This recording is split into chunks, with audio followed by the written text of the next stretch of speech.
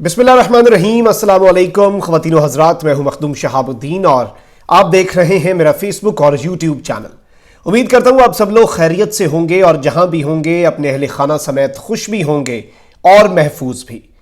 नाज़रीन कराम,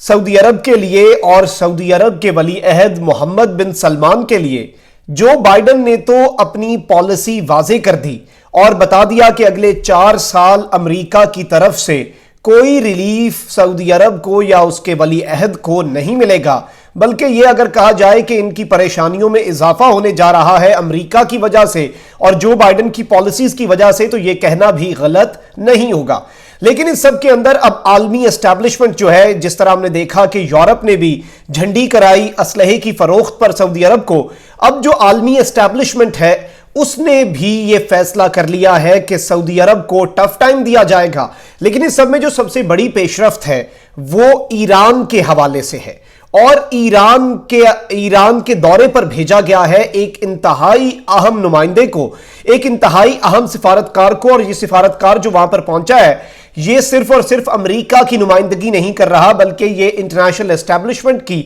या फिर जो चंद बड़े ममालिक हैं, अक़वाम आलम हैं, उनकी नुमाइंदगी करते हुए इसे भेजा गया है ईरान, जहां पर वो मुलाकातें करेगा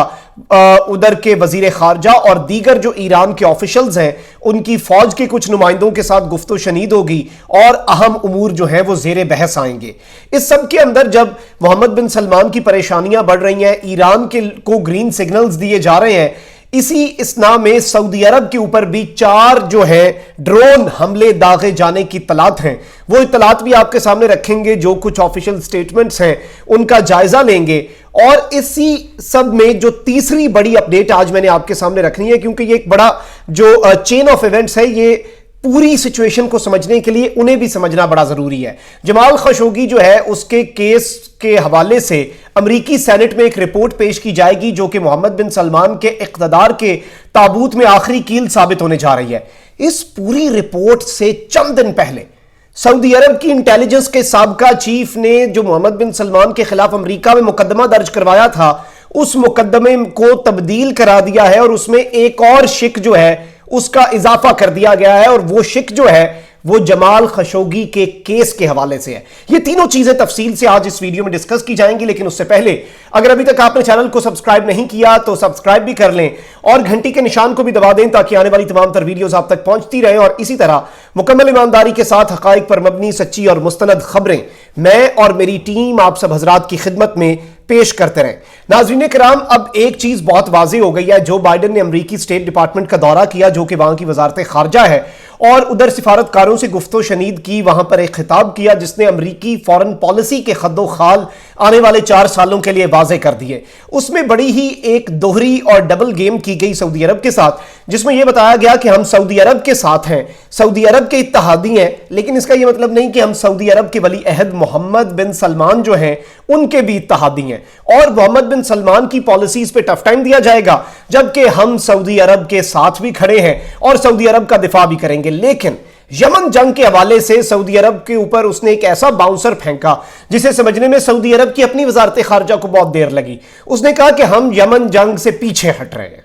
लेकिन हम सऊदी अरब का साथ देंगे जंग में नहीं, जंग बंदी में। अब इस नाम में ये खबरें सामने आ गई और इस चीज का दावा हुआ है कि सेनेट के अंदर, अमेरिका के सेनेट के अंदर सहाफी जमाल खशोगी के कत्ल की जो रिपोर्ट डोनाल्ड ट्रंप ने 4 साल से दबाई हुई थी, वो अब प्रेजेंट करने का वक्त आ गया है। और इसके बाद अमेरिका के अंदर मोहम्मद बिन सलमान का जो फ्यूचर है वो खत्म हो जाएगा। अमेरिका के अंदर 2 केसेस भी चल रहे हैं मोहम्मद बिन सलमान के ऊपर। एक केस सऊदी अरब की इंटेलिजेंस एजेंसी के साबका चीफ, जो कि अब अमेरिका में पनाह लिया हुआ है, उसने किया हुआ है, और दूसरा एक कतर की सहाफियां हैं अल जजीरा की, उन्होंने मोहम्मद बिन सलमान पे केस किया। दोनों में मोहम्मद बिन सलमान को तलब भी किया गया है, समन भी जारी किए गए और वो उसमें इश्तिहारी भी करार दिए जा सकते हैं। तो उनके जैसे ही अब जमाल खशोगी वाली रिपोर्ट पेश होती है, इसके बाद मोहम्मद बिन सलमान के अपने इख्तिदार का सूरज और जो वो अगले फरमा रवा बनने का ख्वाब देख रहे हैं, उसमें एक बहुत बड़ी रुकावट हाइल हो जाएगी। अब मैं आपको बताऊं, ये साद अल जबरी हैं और यही वो इंटेलिजेंस चीफ है सऊदी अरब के, जिन्होंने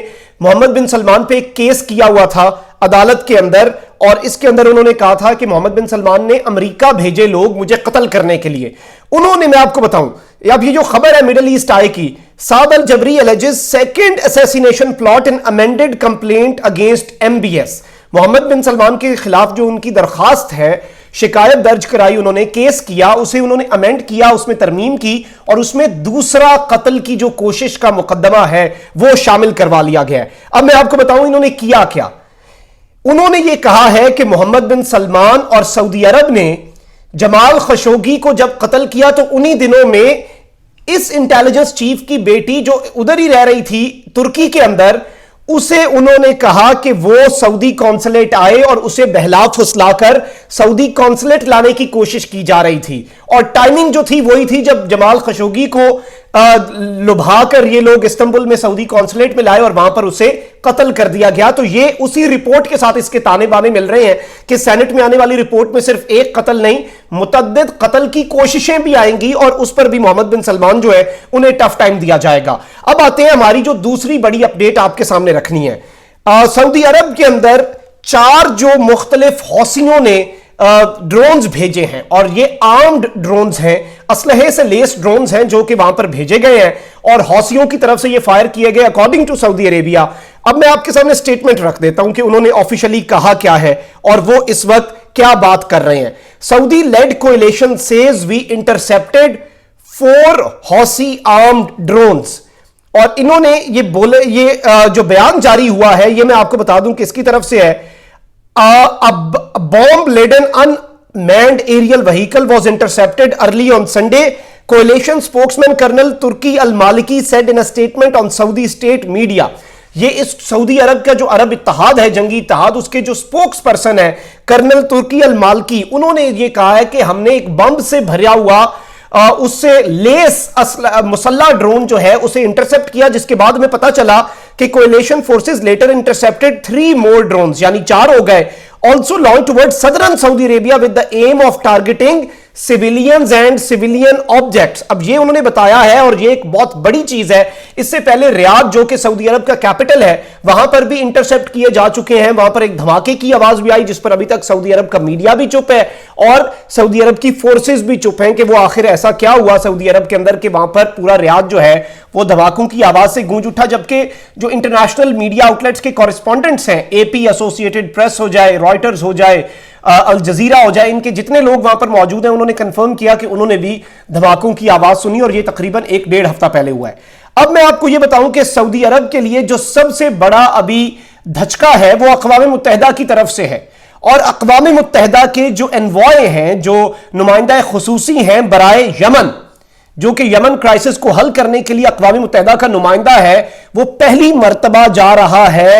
ایران, اور وہاں پر وہ پہنچ چکے ہیں. اور یہ فیصلہ اور یہ اقدام جو ہے یہ تب ہوا ہے جب محمد بن سلمان اور سعودی عرب کے لیے جو بائیڈن نے وہ اعلان کیا کہ یمن جنگ سے ہم نکل رہے ہیں اور یمن جنگ میں کوئی سپورٹ نہیں کریں گے. اب وہاں پر اقوام متحدہ کے نمائندے کا ایران جانا اور وہاں پر ملاقاتیں کرنا, یہ ایک واضح اشارہ ہے کہ عالمی اسٹیبلشمنٹ جو ہے وہ ایران کے ساتھ اپنے مراسم ٹھیک کرنا چاہتی ہے, اور یمن جنگ کے اندر ایران کو ایک سٹیک ہولڈر سمجھ رہی ہے. اور سعودی عرب جو کہ کہتا ہے کہ ایران دہشت گرد ہے, ایران دہشت گردی کروا رہا ہے, اگر دہشت گرد ہے تو پھر وہاں پہ نمائندہ کیوں بھیج رہے ہیں, تو عالمی اسٹیبلشمنٹ نے یہ فیصلہ بھی کر لیا ہے. میں آپ کو بتاؤں یہ گرفٹس ہیں UN Envoy, اور یہ خبر آپ کے سامنے میں رکھ دیتا ہوں. UN Envoy Griffiths in Iran for first time to discuss Yemen crisis.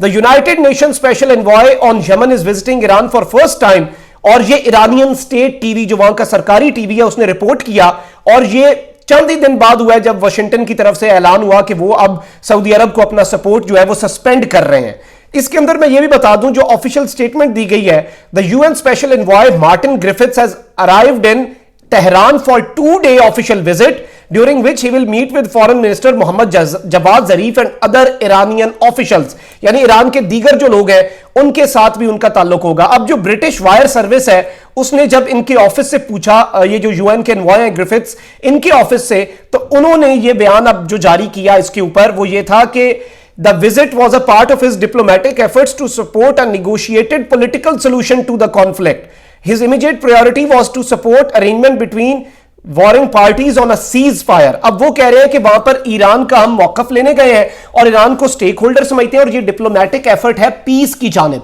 और ये एक वाज़ेह इशारा है कि सऊदी अरब जो है उसे अब बैकफुट पे जाना पड़ेगा यमन वॉर के अंदर, और वहां से बस निकलना होगा अपनी इज्जत बचाकर, और ईरान को भी एक स्टेक होल्डर के तौर पे लिया। ये आलमी एस्टैब्लिशमेंट की तरफ से इंटरनेशनली सऊदी अरब के लिए एक और ब्लो है राइट आफ्टर बाइडेन्स अनाउंसमेंट। तो ये दो बड़े धचके डिप्लोमेटिक फ्रंट पे हैं। इसके अलावा मोहम्मद बिन सलमान की जो परेशानियां हैं वो तो कम होने का नाम ही नहीं ले रही। अपना बहुत ख्याल रखिएगा, चैनल को जरूर सब्सक्राइब कीजिएगा, घंटी के निशान को भी दबाइएगा। कमेंट सेक्शन में कीमती राय का इजहार भी करना है, बताना है आपने क्या वीडियो में अच्छा लगा, क्या बुरा लगा, किस तरह चीजों को बेहतर किया जा सकता है, और इस पूरे कॉन्फ्लिक्ट और मोहम्मद बिन सलमान के फ्यूचर के मुतालिक आप लोग क्या सोचते हैं, आपने मुझे कॉमेंट सेक्शन में यह भी बताना है। अपना बहुत ख्याल रखिएगा, अपने इर्द गिर्द लोगों का भी और इस मुल्क पाकिस्तान का भी। अल्लाह ताला पाकिस्तान को सलामत रखे, ता क़यामत रखे। अल्लाह निगहबान। पाकिस्तान जिंदाबाद।